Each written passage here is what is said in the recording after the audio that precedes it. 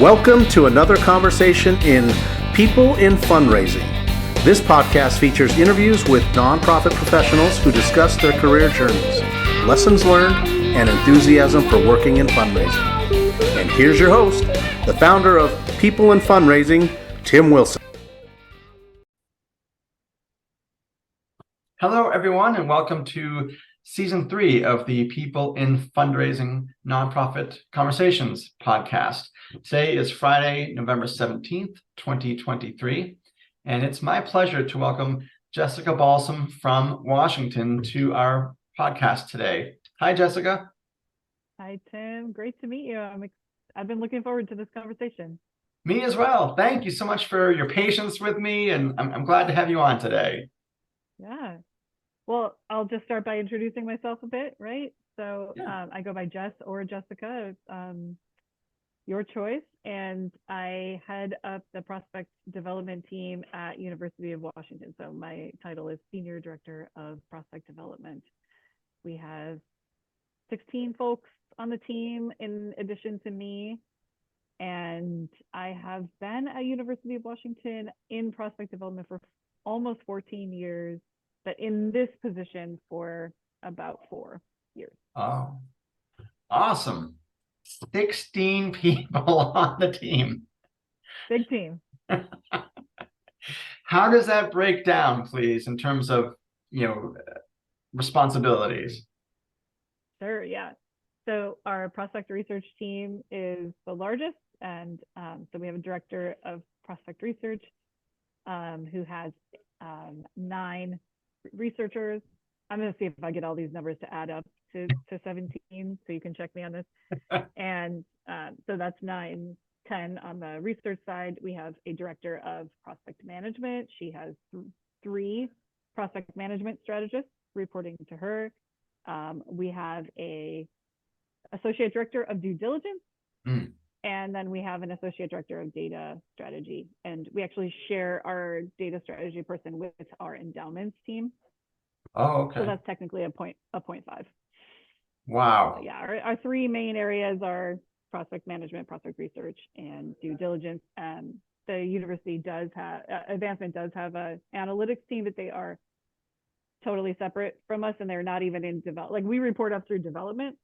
So I report to an AVP for development services. She reports to a person whose title I can't remember, who reports to the vice president for development.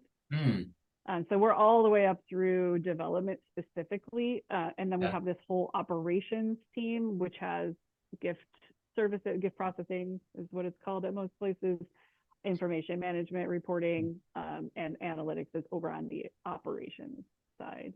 Wow. The house. So it's a little bit unusual, I think, in some cases. Yeah. Holy cow. It is amazing. Yeah. Before I worked at University of Washington, I was like, wow, that seems totally overwhelming and gigantic. It's hard to even wrap your mind around when you come from smaller shops. Sure, definitely. Yeah, that makes sense. Well, thank you for that introduction, Jessica. And as we customarily do in these conversations, let's turn the clock back in terms of your career and tell us, please, how you started in the nonprofit social impact sector. Sure. I started out, I majored in art at University of Illinois. I'm from Illinois, and I had a great time at University of Illinois. I actually focused on glass blowing. So I like to say I majored in glass blowing. Technically, I majored in craft is what it's called. I was a painter and drawer and printmaker, and there wasn't a drawing or printmaking major. And so I just chose glass blowing because I thought, when am I ever going to be able to do this again? Sure. And ended up moving to Seattle because of the big glass scene here.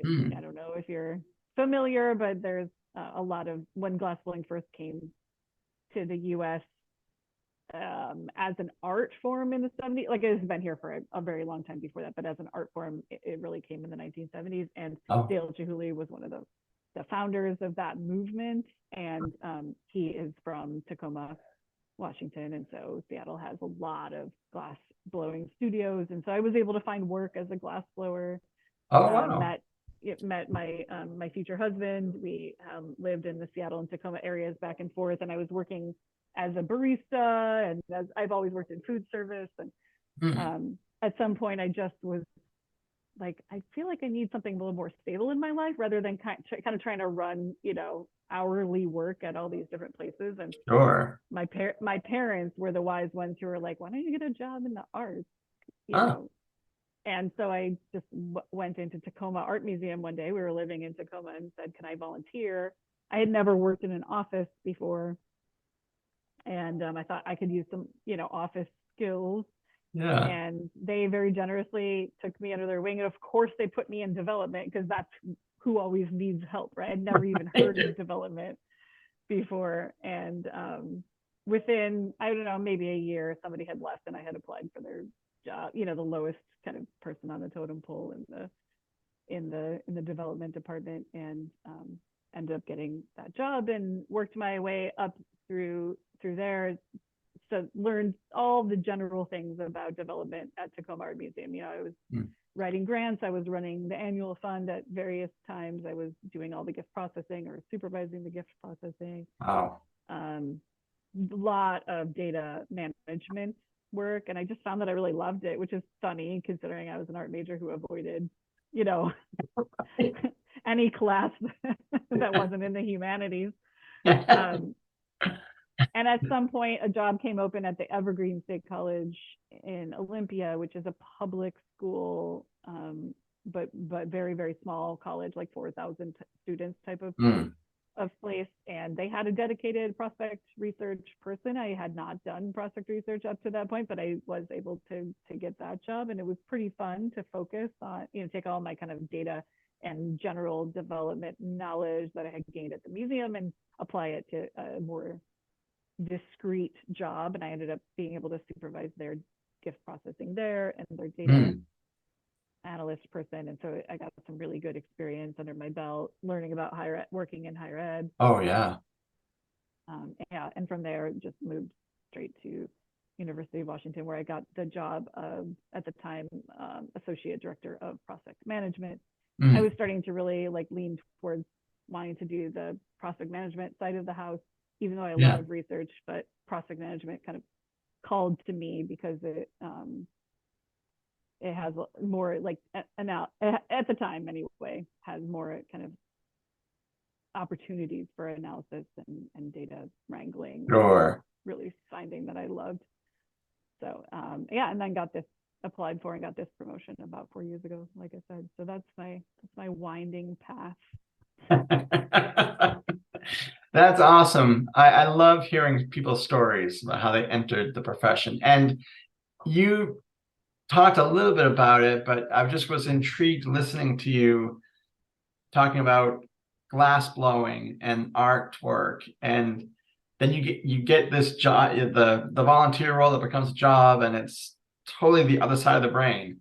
Yeah, I mean it is, but and this is going to sound really cheesy, but I think there's a lot to be said about working on teams and working collaboratively, that you just, that's the thread that I pull when I look back on all of my kind of random jobs in the past, which, if we had 4 hours together, I'd tell you about all the random jobs I've ever done, and that would be totally boring for you. But glass, I was working as a cook, I was working as a glass blower, I was working as a barista. All of those things have to do with relying on other people to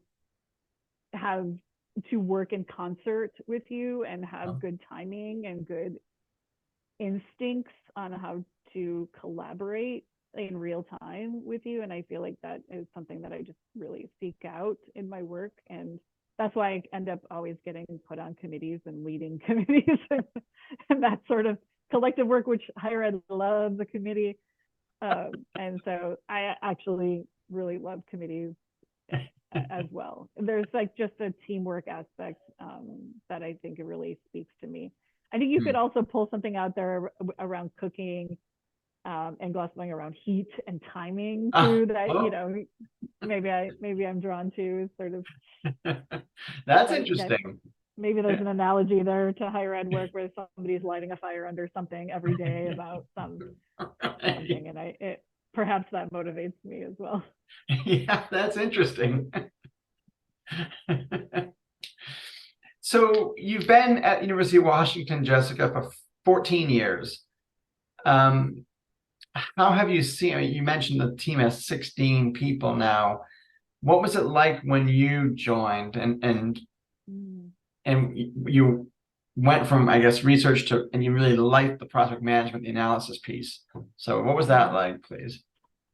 Yeah, when I came to University of Washington, I came into this associate director role of prospect management, and I had 2 staff reporting to me, and they were both hourly, classified in the union at UW, and all respect and love for unions, but that wasn't really the pathway that I saw forward for those roles. All the researchers at the time were non-union, like salaried workers, and so I was able to convert the roles into salaried roles on the prospect management side to kind of make them more of peers of the research team. I think they had been maybe conceptualized as like a data entry type of role. Oh, and okay. I just had a vision that I wanted to grow the team beyond that, and had a lot of support from everyone on the team and my manager as well. And so over time I was able to add a position to that team, so there we ended up with 3 prospect management strategists who went beyond a data entry type of role and into really being a partner with fundraisers on what are your metrics for the year, what should your metrics be for the year. I'm going to advise you, right, and I'm going to help you. I'm also going to figure out how to build tools to help you meet those metrics, right, so that the team could also be advisors to me on, like, they're working on the ground with so many fundraisers. So at any given time we have between 120 to 180 frontline fundraisers, right? And so that's a lot of feedback that we can get from users, and the prospect management strategists are each liaised to around 50 of those fundraisers. And so that's a lot of feedback that we can get. I just found it really energizing. Where I came from, at the Evergreen State College, we had 2 frontline fundraisers. And then if you add, the president of the university and the VP for advancement, you may be, on a generous day, you have 5. Yeah, sure.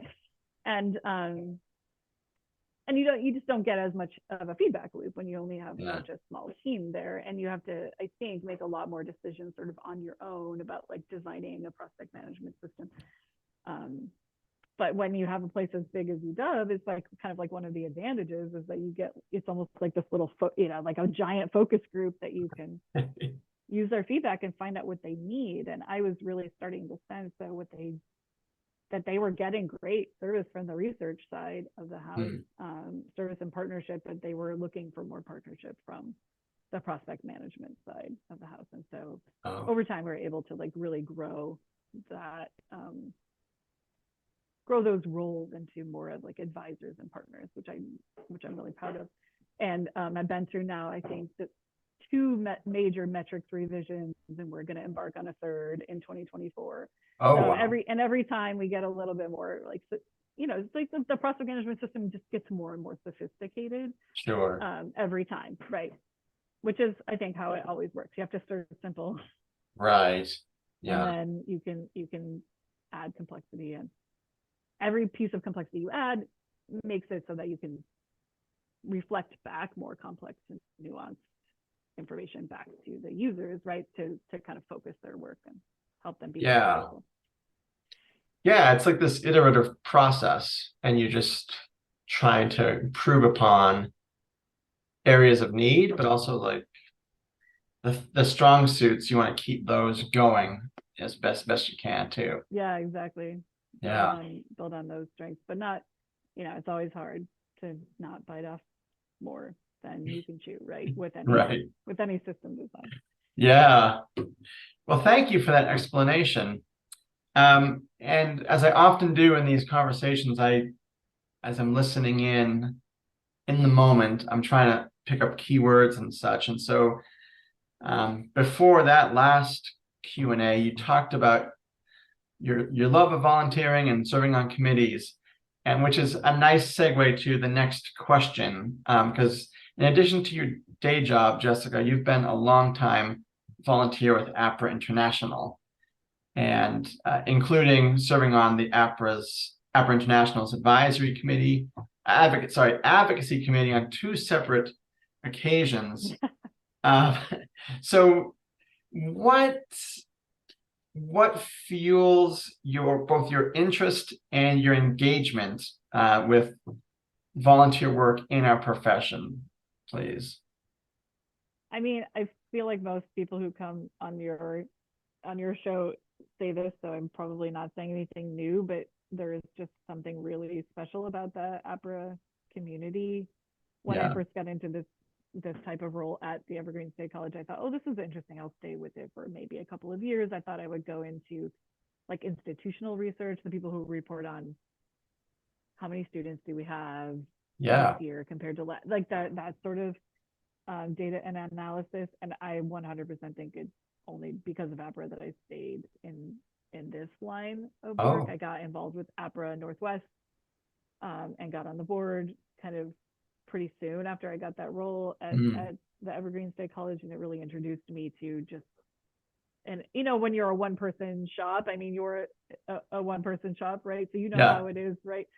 You don't have a team of 16 people that you can turn to and say, like, how should we do that? How should we design this? How should we do this? And the Apra community is just absolutely there for you in a way that I just hadn't anticipated and had never really been able to access before in my development career. I had Razor's Edge community at the museum, but I didn't have a group of people who were working in the same, you know, niche profession as me, the way that Apra is. So that's how I got my start. And ever since then, I try when I can to serve on what I call a big Apra community. I like to call, you know, Apra International the big Apra.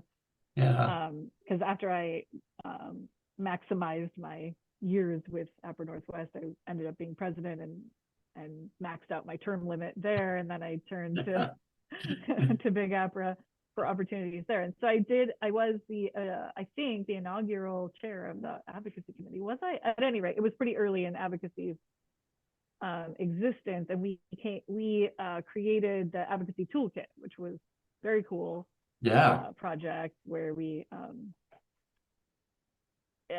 came up with ways to advocate for yourself, for your team, and kind of just compiled all that advice into one giant PDF. Yeah, that's awesome. As we do. And then I went away and served on the connections with the folks who create connections. And then this year came back to advocacy, and Carrick at the time was president, and asked us to focus on where could Apra expand its offerings to make advocacy more likely to happen in like he kept calling it like a B2B space, you know, like how could Apra serve University of Washington instead of like I think Apra has a very strong tie to its individual members, obviously, but is there a space that Apra could move into and say, you know, like University of Washington is going to buy this product, right? Or, you know, any Apra member institution is going to buy this product that would kind of like serve the whole institution too. So our committee did a few interviews with folks and tested a couple of ideas, and now I think other committees are taking that work and moving it forward too. But it was really interesting and fun. And also, again, a great reminder, because when you call people and you ask them about Apra, they're like, oh my God, Apra is so valuable. It's ridiculous. You know, it was just like very nice to also connect with my colleagues around the country and just remind ourselves of what an amazing resource it is. It's like the only conference that we go to where we come back and we have like 2 hours worth of material to share with our team, right? I mean, there's just like so much to say when you come back from Apra, like, and there's always people that are 10 steps ahead of you at Apra, right? That's the other beauty of it is like you don't go there and see a bunch of stuff that you did 10 years ago, and or like, right, it just, everybody's always innovating in these amazing ways. Yeah, it's so cool. Yeah, and I think so thank you for that. And I agree with you. If the roles were reversed, I'd likely say some similar sentiments about why I'm involved with APRA. But I also think just the richness of our community and the ability to call someone or text them and say, hey, I've got this question and I don't want to put it on Prospect L. I trust your particular judgment. So there's so many resources and connections that way, it's just awesome. Yeah, we recently did a CRM conversion, and that it came up for me again because my colleagues in what we call information management, which is like IT for advancement, don't have this kind of community that they can call on to say, who's doing a conversion? What have you learned? And so I pulled together a few peer-sized institution folks and had a little call, just a chat with a few of our folks from information management, just to say, what did you learn? How did you do training? Just like ask all sorts of questions. And like, absolutely, that community is not really available in the same way to our folks on, our peers on the information management side. I hadn't thought about that. That's a good observation. Yeah. So you mentioned the conversion, Jessica. Let's tell us about that database conversion. You came through it fine. We came through it. It takes so long, and I realized that we're a very special snowflake at University of Washington. We like to customize everything, and so we ended up going with we were on Advanced, we were on Ellucian Advanced, and we ended up going with a Microsoft Dynamics product that is built by a company called Anthology. Anthology Rays is the product, and we customized it in some ways for UW, but we also helped Anthology customize it in ways that they will now roll out to all their future clients.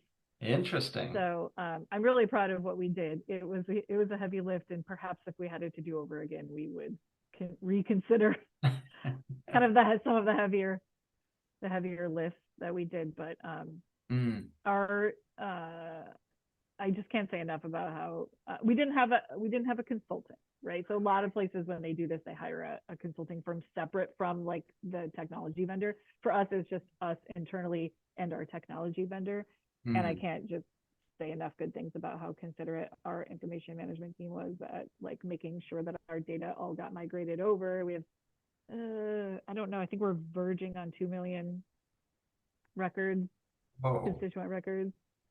And as you could, we also have way too many funds because of a history of like just creating funds for like everything, and so I can't name how many funds there are, but it's more than you would think would be a reasonable amount to have. And so all of that information just, it came over in kind of like an amazingly smooth way when we went live this past May, which has been about 6 months ago. And then the biggest challenge is just training everybody up, which we're still doing, and we will be doing for a while, right? But we also have amazing partners, a 4-person training team in information management who is really taking the lead on creating trainings, whereas like our prospect management team really used to do that kind of on their own. For the fundraisers. So it's been pretty nice to have a team of people whose job it is to think about how do people learn and create products for them. So it's been great. It has not been without its pain points, but we're in a much, it just feels, I think everyone who's doing a CRM conversion can say this, like it doesn't matter what you're converting to, it's going to be more modern than what you came from. And so that feeling is really nice to be able to kind of do things like sort and query within the tool. We just couldn't do that before. So for every frustration that people have with it, there's always a win that you can point out, but like, isn't it easier to yeah, absolutely. And we just went through a conversion at Weber State, where I work as the prospect management coordinator there. And they didn't have someone before I got there in this role. And so, I had no opportunity to have a say in the matter. And by the time I joined 2 years ago, they were already deciding on a particular vendor and whatnot. But yes, totally. Like, now we've rolled it out in August, and Congratulations. well, yes, and it's like all the enthusiasm and the fanfare and the great expectations. Like the day after, it's like, oh yeah, but I don't like this. We need to change this. Like, where did all that goodwill and cooperation go, gang? Like, Well, and don't you find too that like you thought you knew how to do something, and yeah, you're like, oh, I actually don't really know how to yes. do this. And so even just like, it's been kind of incredible watching my team of 16 folks. We have hired 5 new people just in the last year as well. Oh my, And all of them getting up to speed on like, how do I do my job? Like, it completely changed the way we do our jobs in prospect development. Right. In wow. particular, we spend so much time in the CRM. Like, of course, fundraisers do too, but like probably not as much as we do. Right. It's like a really heavy lift for us. So we really, I think, gained some new skills in having basically like labs together. We've never done this before, where we would get on a live, Teams call and have one person share like either something that they figured out or that they don't know how to figure out, and then we crowdsource together. Right. Oh, Well, I think, right, if you click there, it'll do this. That's And interesting. we just hadn't really done things like that before. We like collectively be vulnerable about a thing together live in real time with the entire team. Like, that's it's a new skill to develop. Wow, that's interesting. I like that. Huh. Really cool. Well, I'm going to pivot here because this is, as I mention this almost every time, and I think I'm just overplaying it, but this is people in fundraising, not the professionals in fundraising. So my pivot question here, Jessica, gets a little bit back to, you mentioned your undergraduate interests and pursuits and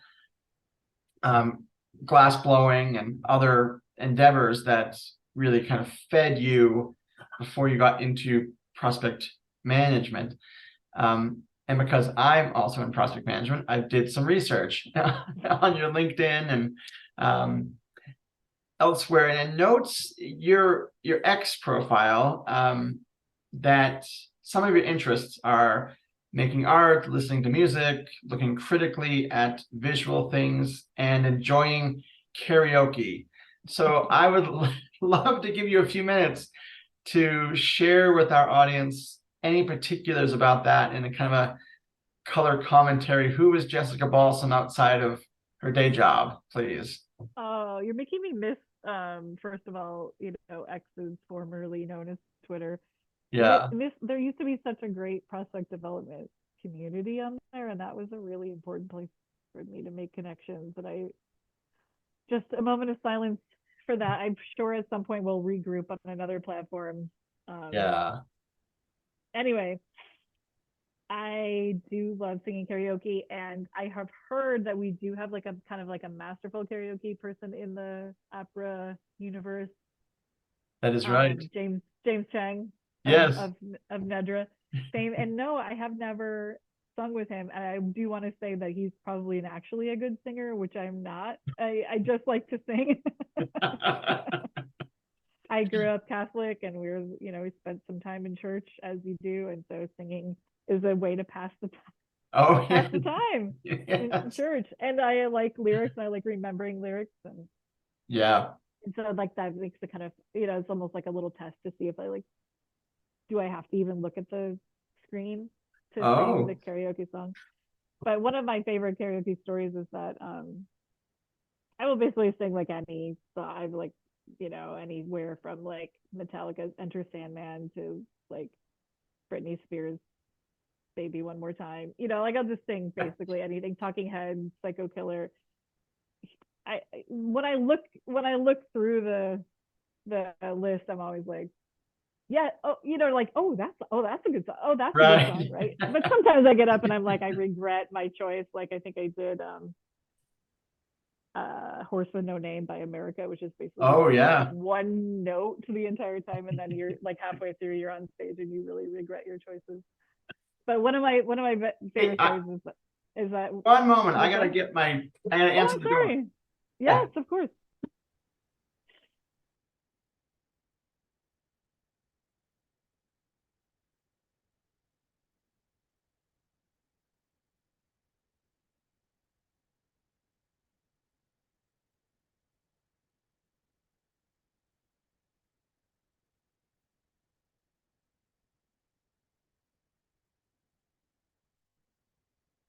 Sorry about that. I can edit that out.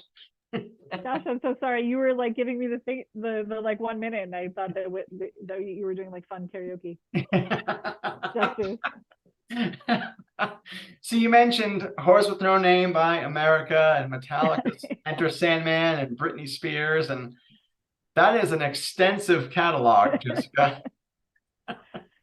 I do have this good Apra related karaoke story, which is from the New Orleans conference. Who Oh, knows how long ago that was? yeah. But as a team, we were down there with maybe 4 or 5 people, and we were all out to dinner, and we said, let's go do karaoke on Bourbon Street afterward. And everybody Mhm. was all pumped and psyched, and we walked into some karaoke bar where there was like a very strong presence. Do you know what I mean? The kind of place where everybody's listening to the karaoke singer, right? Oh, As opposed to a bar where like karaoke's there, but nobody's paying attention to it. right. And every single other person chickened out on my team. And I was like, Oh, I am putting my name in. And the list, usually the list is like 400 pages long, but this list was like maybe 200 songs total. hmm. Every single one of them was a country song, except Oh, for like 2 songs. And I don't know any country songs. And so I just picked one of the non country songs, which was You Can't Touch This by MC Hammer. Very big moment in my high school, you know, career, because I actually like rewrote the words from my religion teacher in Catholic school and oh, performed them in front of the class. And so whoa, I was like, I got this, right? And I had to wait wow. forever for my name to come up. And I'm hanging out with a few Apra folks like up on the place where you throw the beads, out on the balcony. And then my name comes up and I go down there and I just totally bombed. I Oh, forgot that there were other verses. Do oh. you know, like the karaoke host had to like fill in for me. It was terrible. Yes. It was pretty funny. Somebody has it on, some Apra person has it on video somewhere. I don't think I ever need to see that, but I'm proud that I followed through and I did it. Oh man, that's a great story. Yep. Every time I go to an Apra conference now, I'm like, should I go out and sing karaoke? Usually the answer is no, I shouldn't. Well, maybe next summer in Seattle, Jessica. Maybe that's right. Coming to my hometown, I got a host. That's right. I'm also with you on the sense that I grew up Catholic, except my my parents' parish hardly anyone sang. So Oh, yeah, it was a real oddity. I don't know. Like we had an organ, no one played it. how sad. Yeah, my brother and my dad were both in the like band. I mean, maybe Yeah, that's unusual for Catholic. Is that were we taking a page from some other denominations in trying to attract more congregants, perhaps? Because there was right. like my brother played like the acoustic guitar, and Huh. my dad still sings in the ensemble there actually. Oh, oh, neat. Yeah. So how did you pass the time then? Did you actually listen to the sermon, the homily? Um, I mean, like a lot of people, I kept my face in the hymnal. Uh-huh. And so to this day, I can remember a lot of the words to particular hymns, and it takes me back to being whatever 14, 13, 19. So yeah, so I feel like I've got a good appreciation for the lyrics but not so much like how they sound, if that makes sense. Because like this, there were More just of a few. a poetry for you. Yeah, right. Yeah, yeah. Which is going to be really challenging because my dad's Protestant, but he grew up going with my family to this particular church, which was on the campus of the university where he worked and wow. still works. And anyway, he's like, when I pass on, I don't want any service. I'm like, well, yeah, but we got to have something. And you've been at this university for 50 years. No, you can just play the fight song and call it good. But I'm like, there's got to be something religious that we play, And he's like, Yeah. don't bother. I'll be enjoying the next life. And I feel like at that point the decision's on you for you to do what you need, That's right. Sorry, Dad. Yes. Other art that you mentioned here, like you make art and you look critically at visual things. So let's talk about that for a few minutes, Jessica, please. Oh yeah, so I don't blow glass anymore. It's very expensive, and we did own my husband and I did own our own glass blowing studio for a while, but if you have to rent time at one, it's very expensive. And we have all the glass we need. I'm drinking out of a handmade, glass. Oh wow. Right now. We don't need any more glass in our lives. And so my first love was always drawing and painting. So that's mainly what I do now. I have 2 kids who both love to paint and draw as well, and so nice. we just do a lot of that. We have a lot of people here today doing some pretty amazing work on the house, and they said there's a lot of glass in here. It's true. Oh. So I've been mostly using watercolor and gouache lately because they're so portable. Oh, cool. And gouache is really fun because it's like an opaque version of watercolor. Neat. Yeah. So nothing super exciting, just a lot of aesthetic conversations. My husband is also an artist. He works for a company that makes glass blowing equipment, and so we still have a foot in the glass world. Yeah. So, we have a lot of artist friends and artists in our lives, and even my mother-in-law and father-in-law are both local, do like wood turning and glass fusing, and so wow, a lot of fun stuff to be done and made. That's really cool. Yeah. That's a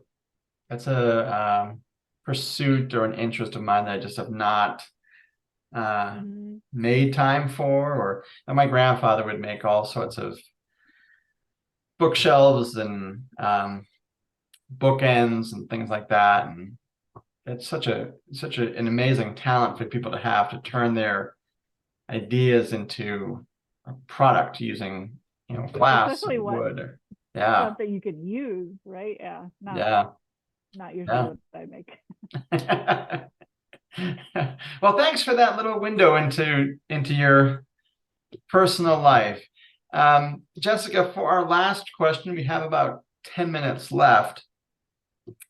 I got connected to you on LinkedIn and felt with one particular post, especially that if I ever were to have you on the program, I'd love to give you some time to talk about it.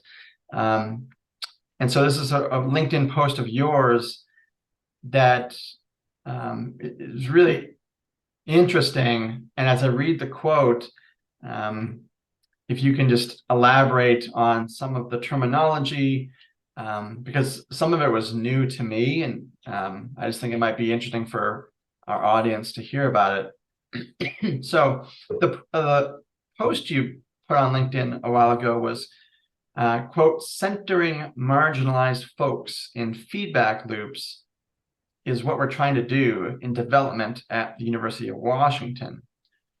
our theory is what works for them will improve outcomes for everyone.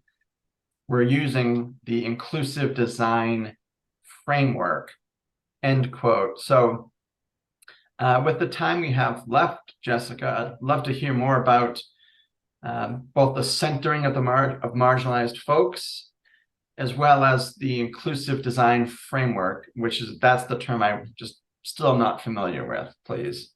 Sure. Yeah, I wasn't familiar with it when it was brought to me either. It was maybe 2-ish years ago that Leadership in Development asked me to co-chair a committee to look at our practices in development through a DEI lens and make some recommendations about where we could move the needle on things. And so it's a real honor, right, to be asked to work on this. So myself and one of our frontline fundraisers embarked on this journey together and formed a committee. And we were development leadership was generous enough to give us a consultant from within the Foster School of Business at University of Washington to advise us on what kind of process we should use. And she was the one who, her name is Christina Fong. If anybody wants to look her up, she's pretty amazing.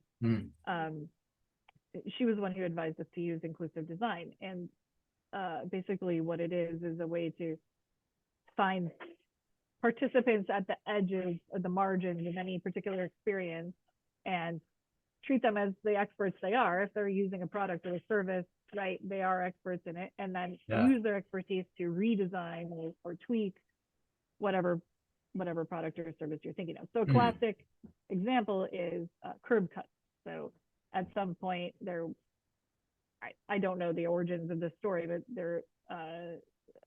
somebody interviewed wheelchair users somewhere,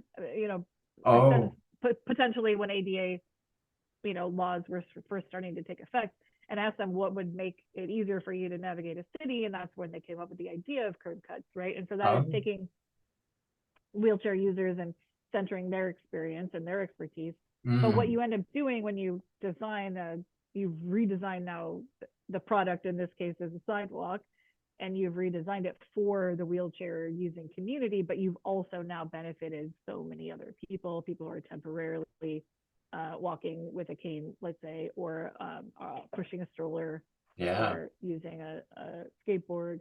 And so you've just made the product so much better. And you didn't have to interview all of those people. You just had to interview one group, right? Or a few people. And so that's kind of also the beauty of inclusive design, is that it doesn't require you to do extensive surveying and it doesn't work with averages. You don't say like we interviewed 100 people and most people said X. Right. You say we interviewed like 2 or 3 people and here's what they said, right? So that instead of diluting the experience of people who are maybe like using the product and it wasn't designed for them, you're actually centering their experiences. So like those shoes that you can slip on your feet without using your hands. Like you think about products like that being designed for like potentially like one group of people and probably work for a whole bunch of other people as well. So the software designers use this, industrial designers use this. I don't know that it's necessarily been used in development before, but the way that Christina Fong helped us envision it is to interview whoever we kind of determined was at the edges of our development experience. And my co-chair and I felt very passionately about the staff experience within university advancement. We had lost a lot of Black fundraisers in particular over the previous, let's say 5 years. And we were both very concerned about that. And we wanted to really focus and hone in on that. And Christina helped us realize that with inclusive design, it's always better to take a broader approach. So include like your donors, your volunteers, faculty members, so that when you're designing the system, you're also designing it, because of course the system's not just for advancement staff. It's for folks who are going to feel the impact of our fundraising and be partners with us on fundraising. And so we ended up doing, I think it was 15 approximately 15 interviews Okay. and we were looking for folks with intersectional identities, especially from historically marginalized communities. So folks from LGBTQIA community, the BIPOC people, disabled, anything that we could readily identify. And you pick the interviewees from your existing network so that you aren't having to like make assumptions about people you don't know. Oh, sure. And then we actually had a documentary and filmmaker who's associated with UW come in and train us on asking better questions. Oh, so that wow. when we ask the question, we're actually getting a story back, because the end result with inclusive design is an anecdote. It's not a bunch of data, right? You don't come back and say chart graph, which I love data, as I've said, but it's a narrative piece, and it's really Christina helped us see that it's really better at moving the needle on things than data. Yeah, interesting. Like a story is always really powerful. So that was my very long-winded answer for the last few minutes of our time together. But the conclusion is that we have just delivered our report to leadership as of a few weeks ago, and are working with leadership on kind of next steps. We had a lot of ideas and recommendations that came out of these interviews, tons of quotes in the document. And I think we're probably going to, at first anyway, settle on like, let's say 3 to 5 things that we can stop doing or start doing differently within development to really move equity forward. Oh, that's fascinating. Yeah. Wow. It's a big, huge, centering DEI in a historically white spaces, white male spaces like higher education is always a big thing to untangle. And it felt like at least we're charting a pathway forward with this exercise. Right. Yeah, and getting back to your database conversion, you look for the wins where you find them. And starting with 3 or 4, as you mentioned, 3 or 4 things you'd like to implement, and maybe you get those, and then you can add on from there. Exactly. And I think with all committee work, you always have to remember that it's like the committee work itself is also the work. Like even we have this giant report, we're very proud of it. Hopefully we see a lot of good things come of it, but our consultant kept reminding us that we've already made change within development just by doing the interviews and reading the transcripts. Like the committee already has affected change. I've already changed the way I think about certain things. Yeah. And that's something you can't measure with charts and graphs. So. Exactly, right. Yeah. So cool. Well, thank you, Jessica, for taking the last few minutes of our interview to walk us through that. And I'm excited to hear more as time goes on that topic. Well, it's been great talking with you. Yes, likewise. I always enjoy your interviews. I appreciate that. Thank you. It's good to know people are tuning in as they can. So, of course. Yeah. Well, thank you, Jessica, for your time. And to our audience, thank you for watching, tuning in, listening, commenting on posts. You can find Jessica's conversation on my website, peopleinfundraising.com, as well as on LinkedIn and YouTube when it goes live on those 3 platforms in early February of 2024. So until then, Jessica, have a wonderful holiday season, and thanks for being a guest today. Thank you. Thanks for having me.